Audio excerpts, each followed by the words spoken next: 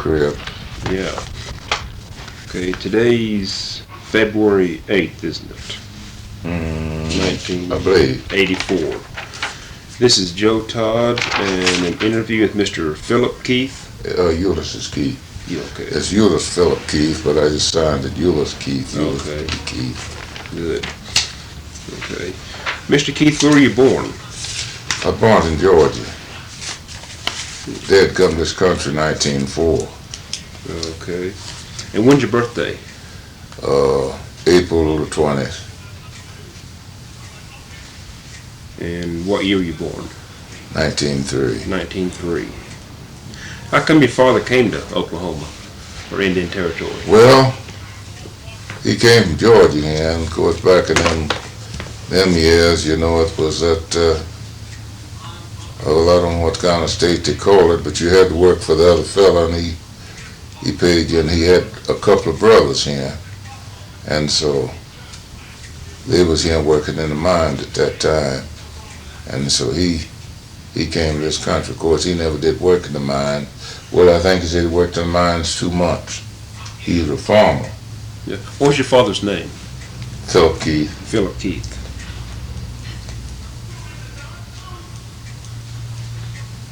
Mm-hmm. He died in 74. He said 74. What I'm thinking about. He died in 35. 35. You said he was a farmer? Yeah, he was a farmer. He worked in the mine, but he said he just couldn't stand out that cold, just so high, and he had to crawl. He said crawl. Okay, so you moved here in 1904. 1904 when he come to this country. I was a baby when he come here. Mm-hmm. Where'd you all settle when you came to Indian Territory? Well, we say out here in Pittsburgh County. I guess that's what you'd call it, Pittsburgh County. It's about 8 miles from here. Yeah. Mm-hmm. And I've been here ever since. So you've lived here most of your life then? Well, all my life. Yeah. Just some few months. Oh. Yeah, I've been in Pittsburgh County all my life. Mm-hmm. Where'd you start school? Well, now the way I could say it, we didn't go to school too much. Where we was at back in them years, so you know how the teachers was. They didn't get much pay. And of course, the colored people didn't have no schoolhouse. They just had school wherever it was could. And if it was too cold, well, they couldn't go. And then after I got large enough to go to school, well, my mother, she died 19 and let's see what year she died, 1913, I believe it was. Mm-hmm. And of course, he just raised us. He never did marry. He just raised us kids, just about 7 of us. And he just raised us just, you know, all together. And of course, I started working in the mines, I think in 26, I believe it was, after I was grown. How come you started working in the mines? Well, that's about the only way you can make any money. Mm-hmm. You know, money is what people want. And they were paying, well, farm wages then was 50 cents a day. I worked many days for 50 cents. Well, all the work I done mostly was for 50 cents. And I worked for that even down after I married. Mm-hmm. But the mines was down, and then the mines started back up where you could get a job. Of course, they had them little old dog holes around here, and big mines going down. Then McAlester, it started back up as in World War II. It started back up, I think, in 41. Mm-hmm. It opened up a new mines out there. You said dog hole. What's a dog hole? Well, these little places out here where they just maybe get out 4 or 5 ton of coal a day, you know, just 3 or 4 people work. Okay. That's what they call dog holes. There was mines, but they call them dog holes. You know, they wouldn't work over, well, about 5 or 6 men all that worked there. That's what they call dog holes. I don't know whether you have ever around through him, but they used to have lots of these little old mines down there where a person would go out there and he could just only work down so full because he couldn't get air and he wasn't able to put equipment in there, you know, for him to work, you know. And it just say start in here and maybe go down 100 to 200 feet and just getting out custom coal, they call it. And they call them dog holes. Okay. What constitutes custom coal? How come you call it custom coal?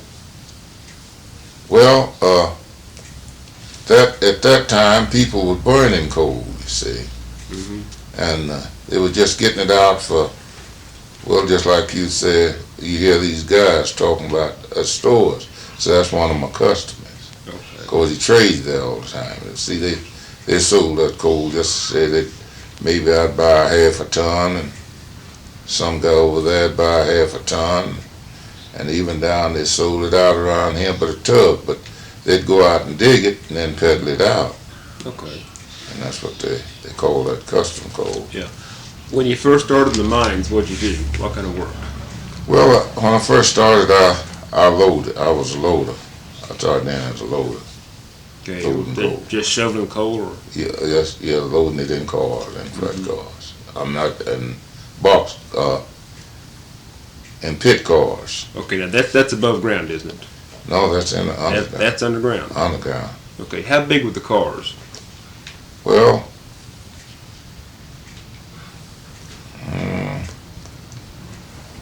it was something, I'll say about the size of that sofa. Yeah. About as long as that sofa. They were about 10 feet, about 8 feet long and about 4 feet wide. Okay, how much coal could you put in one car? Well, they had different size cars. Some of them you could, they just held a ton. Some of them you could put 2 ton on them. Different size cars. They didn't have just a regular size car. They had different size cars, and otherwise, it's according to how you load it. You could chunk it up, get chunks and chunk it up and crepe it up and put quite a bit more on it.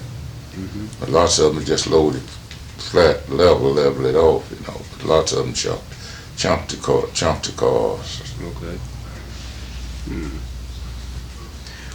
How much coal could you load in one day?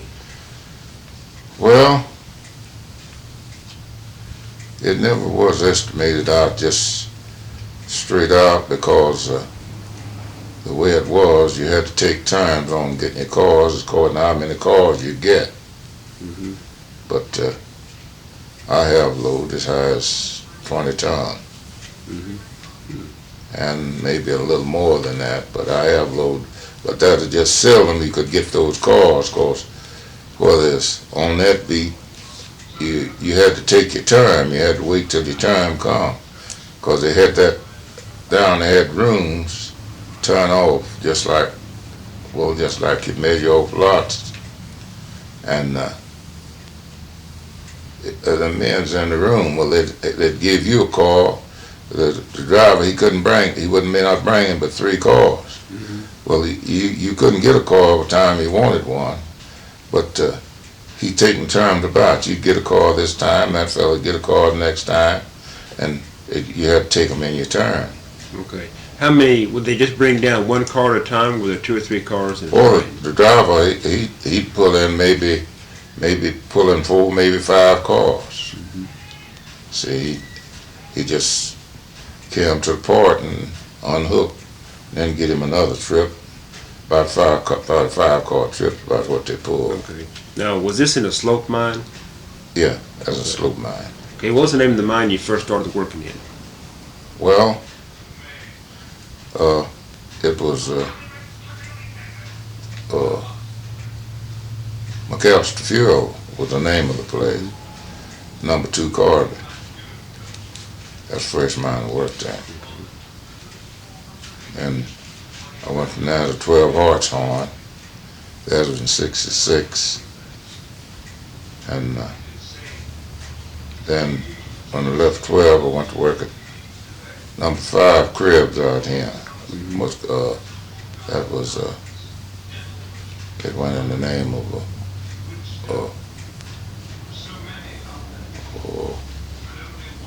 what was the name of that company? Old Sage. Osage. It was Old Sage. It was the name Old Sage at that time. How deep were these mines? Well, Old Sage, it was number 5 crib. It was a shaft mine, and so was 12 Hartshorn. It was shaft mine. But down Carbon was slope mine. Okay, the shaft mine, they just dig a hole down to the coal? They dig a hole down. That's what brought the coal out. Yeah. They had rooms, entries run off from the slope, just like they do in the slope mine.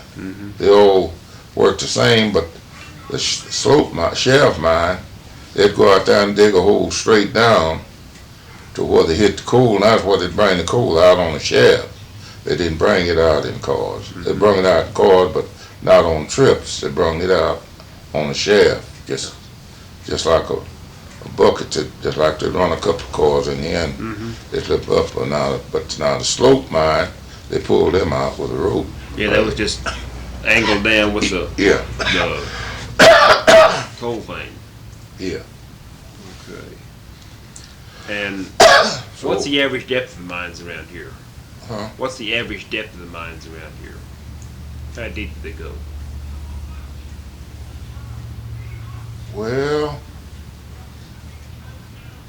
they wind around. I'd say they went pretty deep.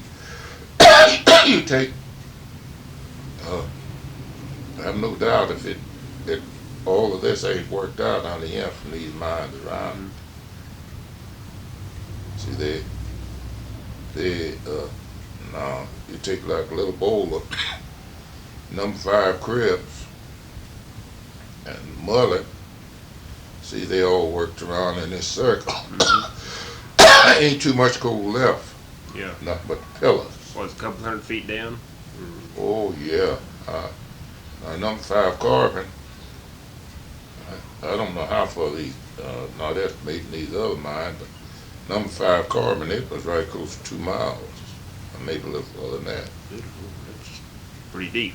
Yeah.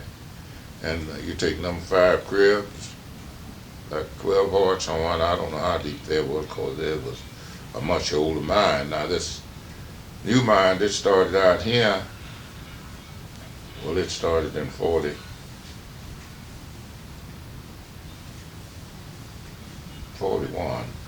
And it worked till about 44, I believe it was, 45. Well, I started in it in 41, and I worked till 43, and I taken sick and couldn't work anymore. Of course, I retired then, and well, I've been retired ever since 63. I worked up until July, I think it was 28 to 63.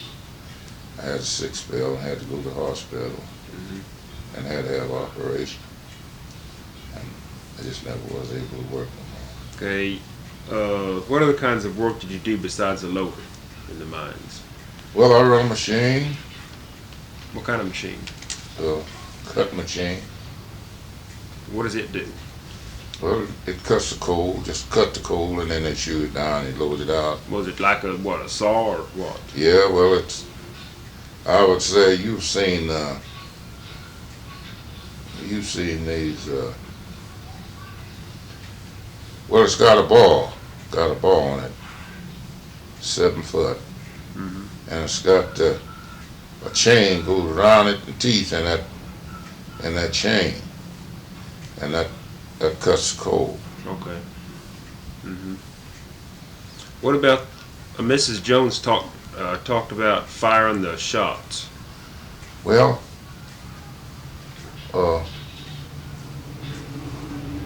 they used dynamite, just and they just put the fuse in there, drill a hole.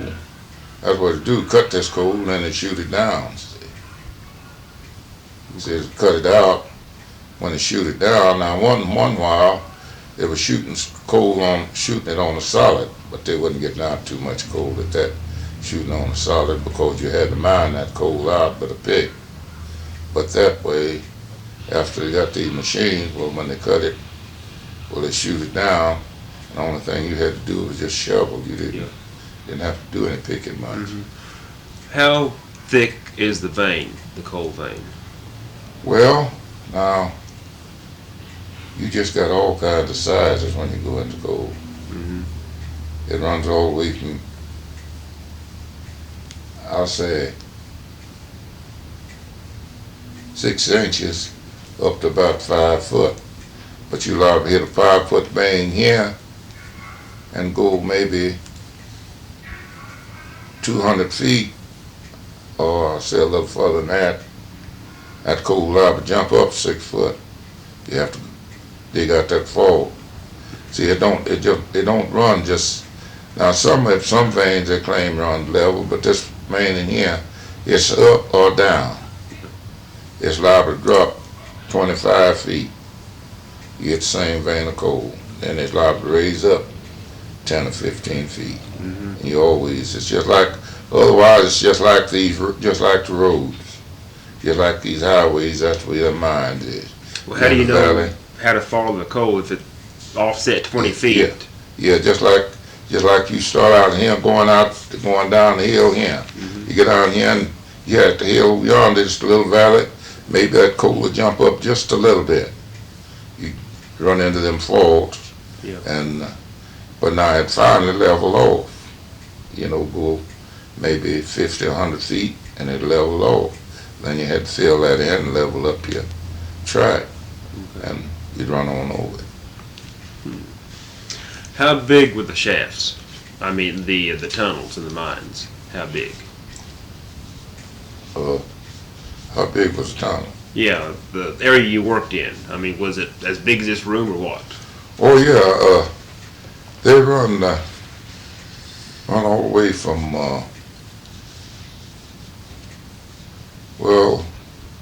18 to 30 feet wide, where they were shooting the coal out. But you said, it'd be just like this room, and then they'd leave a pillar of coal. In there on up to the next room or the next part. They'd leave a pillar of coal. Then it goes so far in that, and they'd make a cross cut, connecting to both of the places, or all the places, if how many. Well, from the entry on down for as it went, they'd connect that up. They had to do that for the air. Yeah. How did they get air down in the mines? Well, they got pumped. They do? You see, they pump that air in there. Could you tell when the air was getting bad in the mine? Yeah, you can tell when it gets bad. How do you tell? Just the way it smells or what? Well, they got lights to tell what's damp or what's gas or whatever it is. See, if it's damp, they can tell it by what's called, and then you can tell yourself whether the air is bad by breathing. Yeah. You can tell where you're getting a good cut of air, or the air's cut off, or whatever it is. Because when you get down there, you don't have to worry about no clothes. Yeah. You better off you buck naked if it wasn't for them rocks cutting you. What causes explosions in the mine? Well, gas. What kind of gas is it? Well, I guess it'd be just like this gas you buy. Just natural gas, methane, whatever? I guess that's what it would be. Yeah. What about coal dust? Is it? Well, that coal dust, it's hard on a person. If you don't keep it rock dust good and keep it dampened down, it takes quite a bit of water. And then you're supposed to put that rock dust on there to keep the coal dust from raising them up or catching a fire or anything like that. Yeah.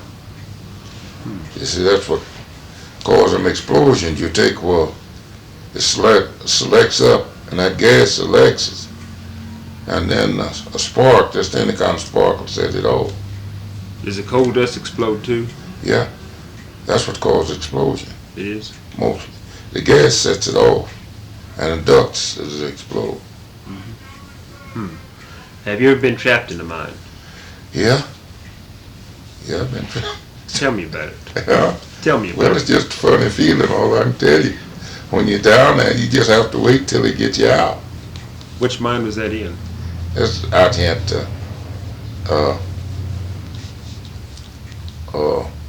Corbin. Yeah, I've been trapped 2 or 3 different times. It wouldn't be bad, but maybe you'd be working in here and you'd have a fall back here behind you. And if that fall would fall across here and cut this off, you had to wait till they cut in there to you to get you, which it wouldn't take long, maybe a couple of hours, maybe sometimes some of them have been trapped in there all day. Because when that rock fall comes, the only thing that you can do is just stay in there till somebody gets you out. Yeah. Because you got no way to get that. You can help them work to get to you for the nearest, but 2 men can't do very much in a place where you have a fall, maybe 15 or 20 feet of rock just come straight down. And they were subject, them tops were pretty bad. They're mostly called from where a person don't timber good. That's where them falls comes in. They don't temper good?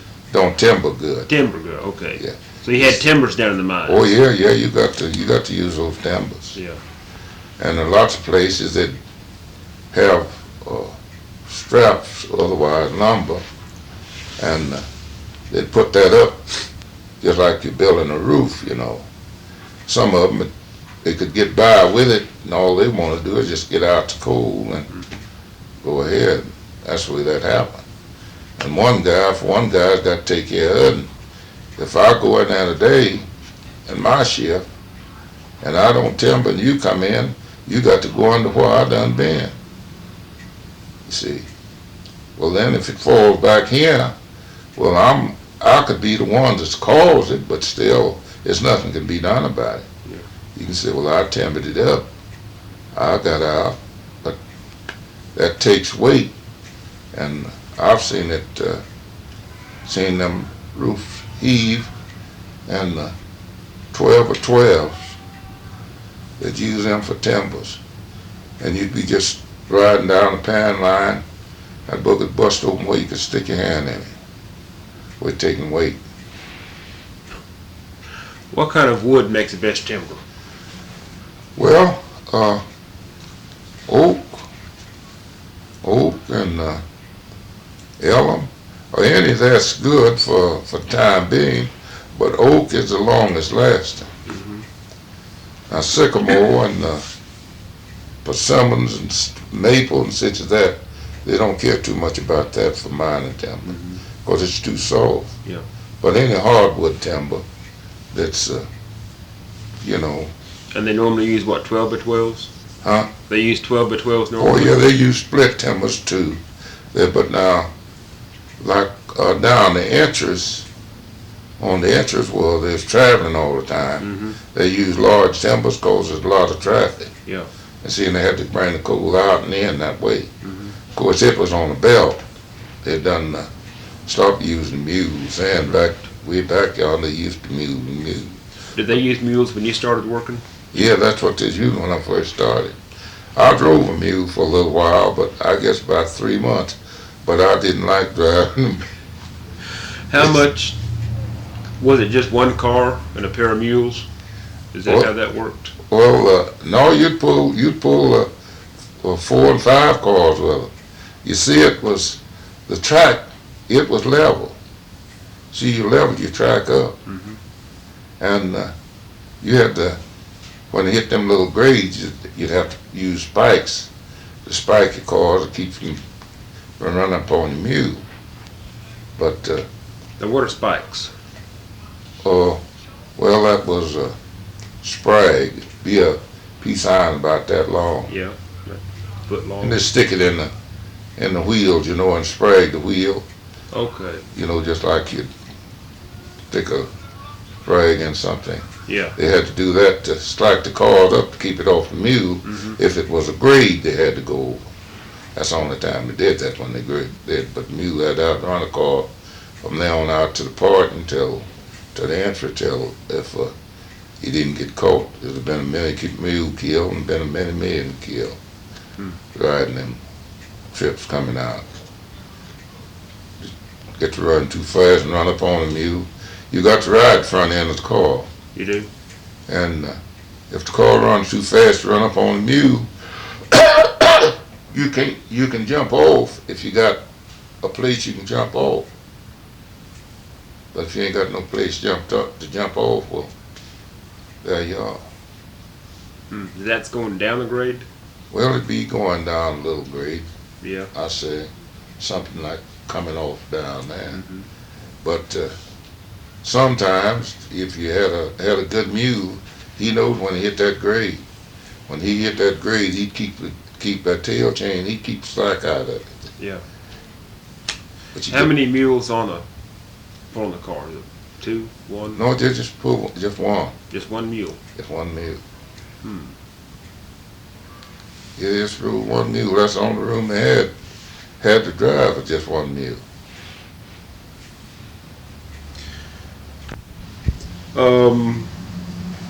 How long would a mule last in the mines? Well, he lastly got a leg broke. Just like a man, he if he didn't get crippled, well, he was just a good mule. That's the way the coal miners is. Some of them has worked in the mines all their life, never got a scratch. Some of them get killed the first day. Were you in any mine explosions? No, I wouldn't. I never have been in no explosion. What caused the one over there at, is it Little Bowling in 29? Little Bowling in 29? Yeah. What caused that? Well,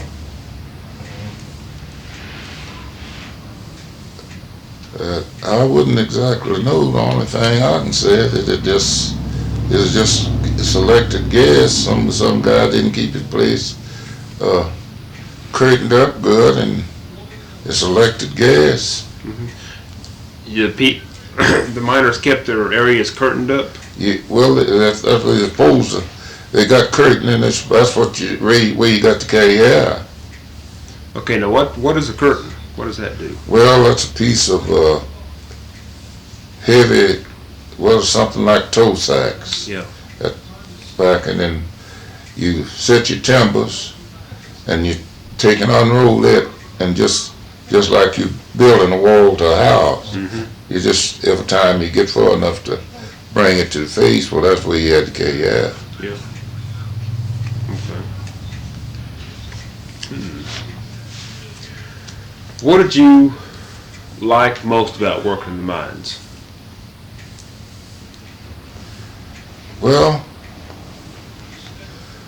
I mostly like, but been a run machine or either loading coal. Yeah.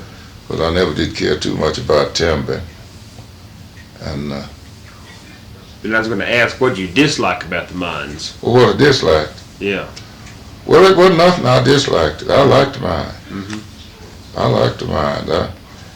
I just seemed to be in the mine working as been in this house working coal. If you didn't get cold, that's one thing I liked about it. When you left the top, you didn't know nothing about the weather.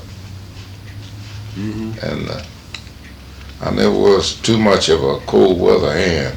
Yeah. Of course, I worked in lots of it. That's one reason I liked the mine, because now when I started working out there in 41, the superintendent was from Arkansas. His name was Dagner, Boyd Dagner, and you might have known him. But he asked me which one would I rather do, work on top or on the inside. And he was really a good superintendent.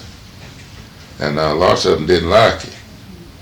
But his motive, I liked it because if you worked, it wasn't nothing. They had one old boss out there, he fired me. Now since they got these what you call tall coffee breaks, we didn't have them down there. But they claim everybody could have a coffee break.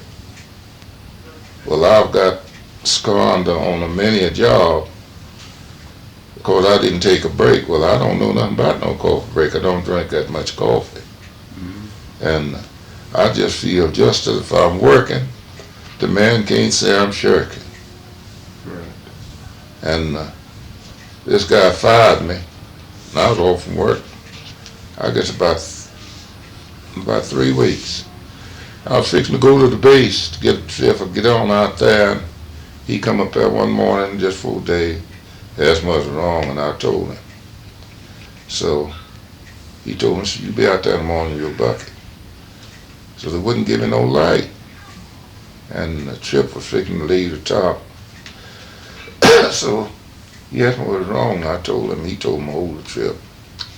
So that was in 43.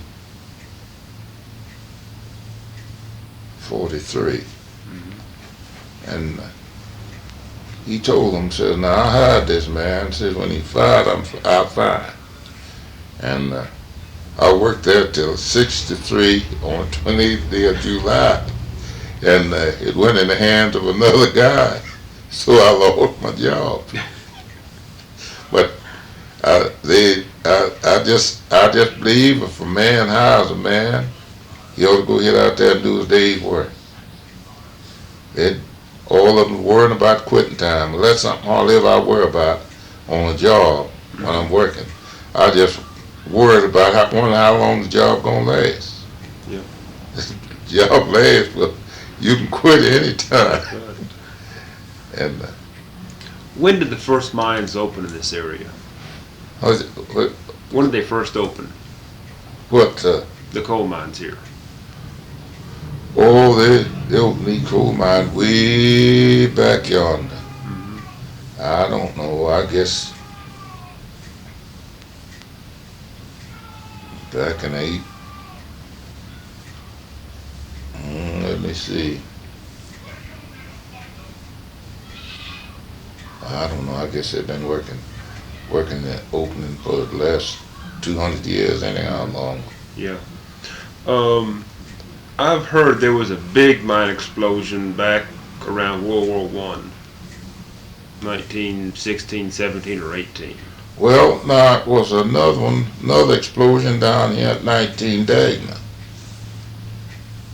How big was that explosion? Let's see. Seemed like it killed 100 and something men, I think it was. What caused that one? Well, it was the same thing. Same thing? What caused it's been lots of chop farmers got killed. But when they set off the shot, it just blows up? Well, you see, way back yonder, and that's what I'm talking about when they're shooting it on solid. Well, you see, that's all he had to do is go through and shoot shots. And, of course, powder and everything would be done put in the hold. Well, not a lot of people didn't know. Maybe they didn't know how much you put too much in there, but not enough. And then some of them taking them big chances on this, like I was talking about these rock falls, to just go ahead and shoot it, not outrun it. But you can't outrun that. You can't. No, you can't outrun it. When that shot goes off, it's all over. How long of a fuse they have on those things? Well, now it depends on how you shoot your shots. You see, them shots is timed. I think they claim that powder, a fuse burns about a foot a minute. But you see, you take a fuse, you had to go up in a room here, say 50 or 60 feet up, from here, and you had 5 shots in there, in that room to shoot, to light. Mm-hmm. Well, you'd have to estimate the time. One shot would have to be one. Of course, you could have all the fuses the same length if you wanted to, but you'd have to have them time enough to go up there and come back out. You see, I mean, time enough to come out if you got them all lit. And of course, now a lot of times the way they shoot that off, they'd maybe say have this one 2 or 3 inches longer than the other one, where you start out. So you start out over here, that fuse would be 2 or 3 foot. This next one would be a few inches shorter.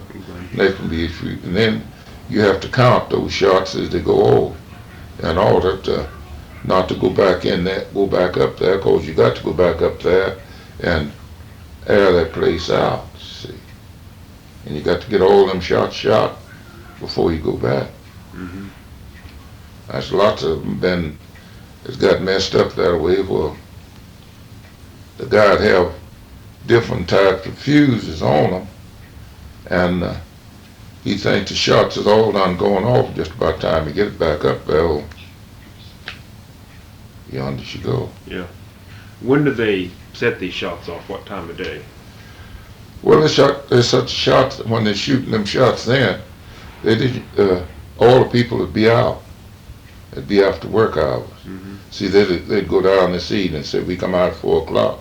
Then the shot fireman would go down. Then in the morning, the gasman would go down. What does the gasman do? Well, he'd go down there and clear the places up, see if there's any gas in them for the men to go to work. How does he clear the place out? How does he do that? Well, he'd do that like I was talking about. He'd go down there and he had a light to check it. And he'd taken these curtain that air up to the face, and that air dry the gas out, you see. That air dry the gas and damps out. So they have a pump that forces air down in? Well, the air, it comes from the top. It does? But you see, this curtain just carries the air. That's all it do. It just carries the air. Okay. It's just like, I'd say you make a fire in there. Well, you put something up there to keep the heat, so much of the heat out of this room. Mm-hmm. That's the way that curtain is. That curtain that carries the air is you go here, Mm-hmm. and that drives it. Then it drives the gas on out down to the entry, and it goes out on out the end stage. Now, do they have a pump that they pump fresh air down into the mine?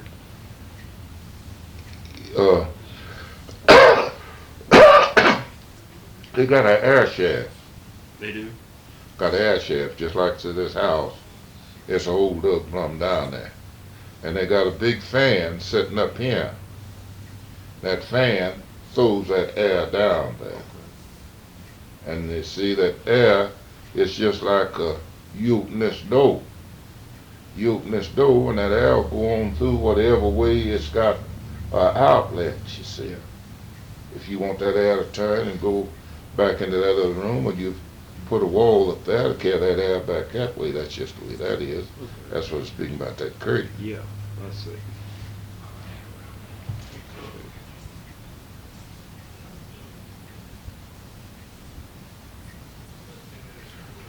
What was the longest time you were trapped in a mine?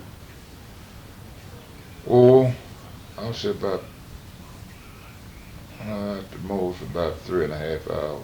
3.5 hours. Yeah, Mrs. Jones said that her husband suffocated in the mine. He wasn't killed in the explosion. Well, he had to be killed in an explosion, because the rest of them's killed in that. Now, the reason they can say that some of them say they suffocated, they just say like we sitting in here, and that goes off. Yeah. They claim they found some of them just setting up. Well, if he from the conditions, from the explosion, the reason they said they killed in an explosion, if he was at himself when the explosion went off, he'd have wandered some way, one way or the other. Mm-hmm. Well, see, at the conclusion of that explosion, it just Yeah. crumbled, man. Now, if now that damps, if he gets in the damps, he can suffocate. What's the damps? Well, that's another disaster in the mine. It's just something just like, well, like you hear him talking about this odor from gas and stuff. Mm-hmm. Well, that's just the way that is. Yeah. It's what they call dead air. Otherwise, it's dead air. Hmm. You're not getting the right air, and it's you can suffocate from that. Now I've been down in it. It'll start out with a headache, and then you'll have to be sitting down here and just go to sleep. And if nobody don't come and get you, you won't wake up. Mm-hmm. Hmm. That ever happened to you? No, not that much, Mm-hmm. but it had mine near happened to me. That's the reason I say if a person, and when I first started working at mines, Ruth Jones' uncle, he was a gasman, and I was in a place up there, and we didn't have hadn't got no car, and I just sitting up there, called myself.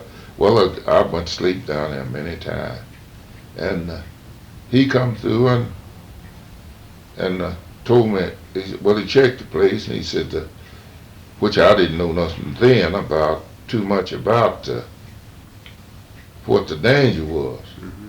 And he got after me about my curtain being so far back behind. So he said, you get out of here. Shoot, I come on down on that entry, and it's just like somebody slapped me upside the head with when I hit that air. Yeah. It's like somebody slapped me upside the head with a board. Hmm. Of course, it didn't last too long, but I had a headache for 2 or 3 days. Yeah. That's the way it'll start out. Of course, now I don't know what the difference is. They claim it's two kinds of that damp. It's a black damp, and then it's an after damp, they call it. But I don't know what the difference is. Yeah. I don't know what the difference would be in them. But I've heard them talk about the black damp and the after damp. Hmm. So you started working the mines in 26? Yeah, 26. And you 25 and 26. You worked until 63? 63, off and on. Mm-hmm. I was off, well, I was off about 2 years, I guess. Mm-hmm. Although I worked a little around, as I said, around those dog holes, Yeah. loading coal, loading trucks.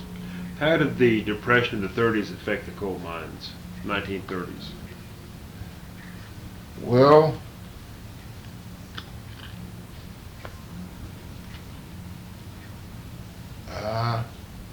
I don't know. They just something that just went down. I don't know just what could affect the 19. Did many of the mines close in the 1930s? Yeah, they closed.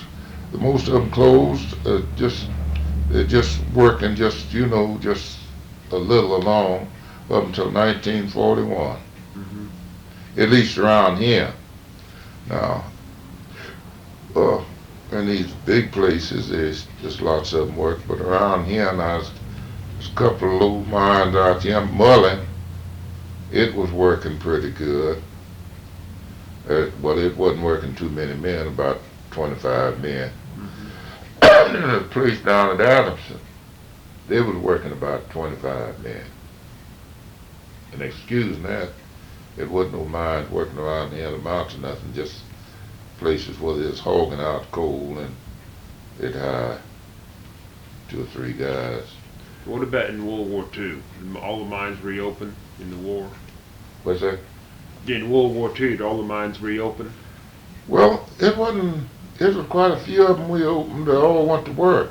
But it wasn't too many of them reopened. It's a lot. Now this mine out here, it went right down. It name number 5 But it was the old mines there, but it didn't go into that old mine. It went from the top and went on down. And let's see, well, there's 2 or 3 of them opened up a little bit, but you know, not know the mountain of it. Yeah. Although it was there was plenty of work after up until, let's see, they worked good up until about 60. Now, back in the early part of the years, they worked up until, I think, about 2024. And that's when they went down. Then they started back up along 25, 26, but they went in an open shop. Open shop. Yeah. Yeah. And they cut the wedges, you know, went in, worked for less wedges. And then 40, well, they formed the union again. And then in 41, they started working. Of course, war was the ones that caused them mines open up. There hadn't been no wars, they wouldn't open up. Yeah. But after World War II, well, mines got on the boom again. Are there any mines operating now in this area? Not that I know of. A few strip pits. But there's no slope or shaft I don't lines think there's no open? slope mines in the, around in this area at all. Is this whole area undermined, McAlester? Well, it's not undermined, but it's dug out. Yeah. You see, that was the trouble. After they went so long, and they went to leasing these mines out, and they just went to hogging for coal. They didn't try to take care of the places. And they undermined it and robbed behind them and went falling in. That's one thing that they did that mines out there when they put that longwall machine in there. They should have went plumb on in and with the entrance and other works, and then when they got ready to drop it, come out. Yeah. But what they done, they left a pillar and went to rob it, just taking all the coal solid and just putting it on timbers in, and it got so full in that the top taking the weight and went to overriding the timbers, and it got pretty dangerous. So they had to shut down. It's lots of good machinery that was left in there because they couldn't get it out. Are there many areas where the ground is collapsing into the mines around here? Where the service is collapsing? From the top? Yeah. No, it happened around here. It isn't any place that I knows of to mount anything where the ground is not from the top. Yeah. But I've heard 2 or 3 say they think that's what's wrong with these houses, where they're sitting on them old, what's called street, and they're cracking and warping. The ground is giving, but it ain't giving that much, but it's giving some. Maybe 6, 8 inches. Well, that allows a house sitting on a ridge, a veer. You take, I know some of these houses out here, they're just new built in bricks and blocks, just breaking all the way down to the ground. Well, it's got to be something causing it. What about fires? Mrs. Jones said that there was one place where the coal had been smoldering for a long time and finally reached the surface. Is that happening anymore around here?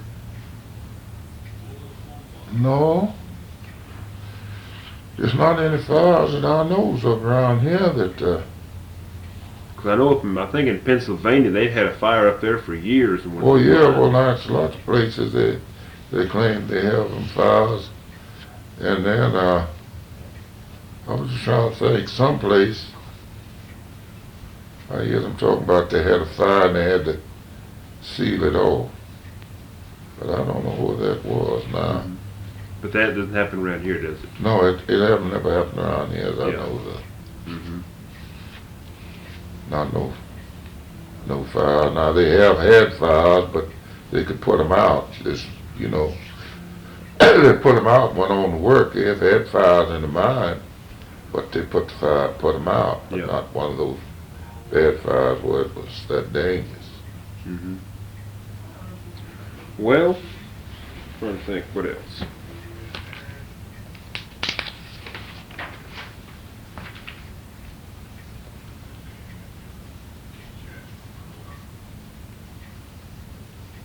How long have you been married?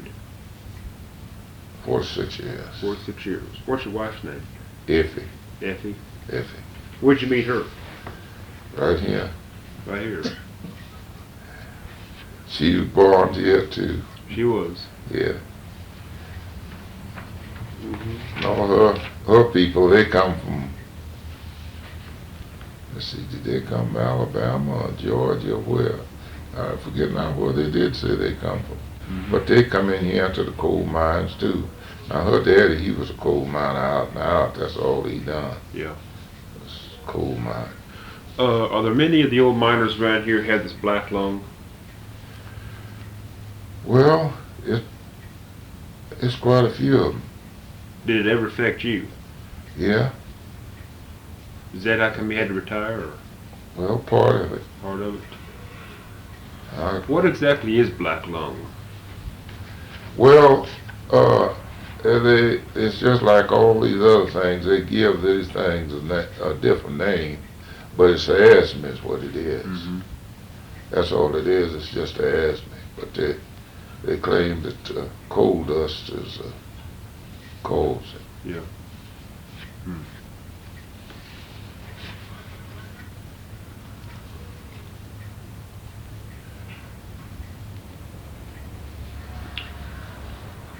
Well, I think we have a good interview. Anything else about the mines you want to talk about? Because I really don't know what question to ask about the mines. I'm not that familiar with them. Well, so I ain't much of a talker no more than I could say that. Just like I said, I worked in them, things I liked, and I liked the mines. Mm-hmm. And kind of like me and the wife were talking about the other day, I said if I was able to work, I said I think that's the job I'd look for. Mm-hmm. When and where was the largest mine explosion in this area? Well, now the best I can remember it it's been some bigger than that, I guess. But the ones I could remember that I've seen was the one down at 19 Daggman. Mm-hmm. That's Did they reopen that mine? no, they never did reopen. They just left it there. Yeah. They get all the miners out? Well, I think they got the biggest part of them out. Yeah. Were you ever on a rescue party to rescue miners? Rescue. Yeah. Did you go down in to rescue people? No, I never went on in there. I've helped bring some people out, but not from no explosion. Yeah. Now I've helped out there at the mines. It was 4 or 5 got killed out there that, where they had a rock fall or something like that. I electrocuted. I've brought them out, but to go down there and rescue, and I never. Mm-hmm. What time would you start working the mines in the morning? Just what was your average day like? Well, we go to work at 8 o'clock. Mm-hmm. Come out at 4. There's another crew go on, come out at 12. And then the other crew go on, they run a 3 crew. So it was a 24-hour shift. Yeah. Yeah. What, you eat your lunch in the mine? Yeah. Yeah. Okay. Yeah, your lunch, everything. You carry that with you if you ate. Yeah. Of course, you couldn't come back to the top. Right. What kind of benefits do you have as a coal miner? Huh? What kind of benefits does the company offer as a coal miner? Benefit? Yeah. Like, did they give you insurance or? Well, I guess a miner's pension, Mm-hmm. but of course now it's taxable. It's not like the black loan or your Social Security. Mm-hmm. See, the government got that, but when this miner's pension put out within John S. Lewis's days, and he held that separate from any of the rest of it. Mm-hmm. Otherwise, he just framed up a miner's pension, and of course it started out just like the Social Security did, just a little. Of course, there's lots of them. Of course, I have to keep up my dues now on that. Yeah. So lots of them dropped the dues because they quit work. But it's that miner's pension that if they cut me off today, well, I could say it sure have been a good thing. Now, my wife, she had to go to the hospital just before Christmas. Mm-hmm. Cost right close to $2,000. I mean, a little better than $1,000. Well, the miners paid it. Mm-hmm. But like I tell her the other day, they can't keep it up. It's going to have to. No more than, the way they got the mines cut down now. I listened to all this news over the television. They claim the mines, this coal dust and stuff are injury to the environment, Mm-hmm. people. Well, if they stop it, they got to have the coal. They got to get that some kind of way. And I listen to them talk about this purifying. It's no way on God's green earth that people can purify the air as big as the element is. And everything is going into it. Now the air's blowing it ever was. Mm-hmm. That's something you can't feel, you can't see, but you can feel it. And I listen to the old television, like they're talking about cancer and finding something to cure it. They've been all this amount of time and they ain't cured it. How they gonna cure it now? Right. It ain't but one thing I see they can do. They can help it. It's kind of like that old saying: you can get sick, but you can't. I mean, you can get better, but you can't get well. Mm-hmm. It's true. And I think they're just throwing away lots of money and putting a pin on some people, putting them down to where they want to do and can't do, and to get the place they won't do. It's making liars out of honest people. Right. Mm-hmm.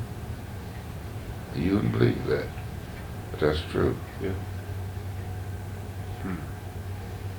To think about all the money that's thrown away, that's made, and of course some of that money that you put it in there, but the other fellow that didn't have nothing to do with it got the benefit of it. That's right. I hear them talk about people, and of course I'm gonna say like this: I ain't say hungry, but they talk about lots of people being around here, and ain't nobody in Oklahoma hungry. It's a lot of hungry people. That's right. A lot of them. And it's a lot of people freezing to death and starving to death. Now you take some people, of course I guess I'd be one of them until I just had to, but some people would be hungry. Rather than ask you for something to eat, they'd do without. That's right. Go around the back there and go through the old garbage can, pick out something that's maggots and knock them off and eat it. But they're just that important and just that got that much nerve about themselves. But now all that money they sending over yonder. They need it right here. That's what they do. They got to cut you more taxes now. Or maybe you don't have to pay no taxes. Yes. I do. I didn't say you do it too. I said maybe. But that maybe that's an awful letter. That's right. And I just sit and think now, if they had to do what you done, then they are the ones running this up. I believe they'd get on their knees. Yes, he made 3 million. 19. 19 million. And paid $3,000 in taxes. Now he can't use that $19 million. I mean, for himself if he retired. All right, now he's on a retirement with that $19,000. He's on that retirement. He'll draw about $3,000 a month, where you won't draw over $300 or $400 a month.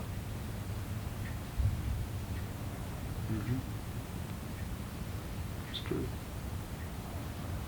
And of course, like I was listening to that Donaghy, this woman in there, and the man said, if the people, but they won't do it. It's like I said a while ago, it's some people rather go naked and barefooted than to see you with anything.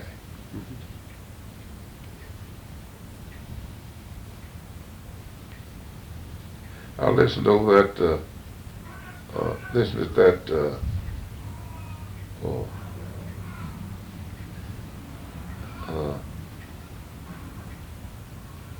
Jim Baker show. How they send that money, fold that money in there, of course it's for the church. $1 million a day. Now, that is money just thrown away, and now them people's giving is able to give it. They guys to give. But for you, if you wanted $100, you couldn't get a dime. That's true. That's right. Now that's what sometimes I sit down and get talking to people. Well, says, they got to live. Well, we all born to die. You got to live too. And if you miss paying, you spoke about your taxes.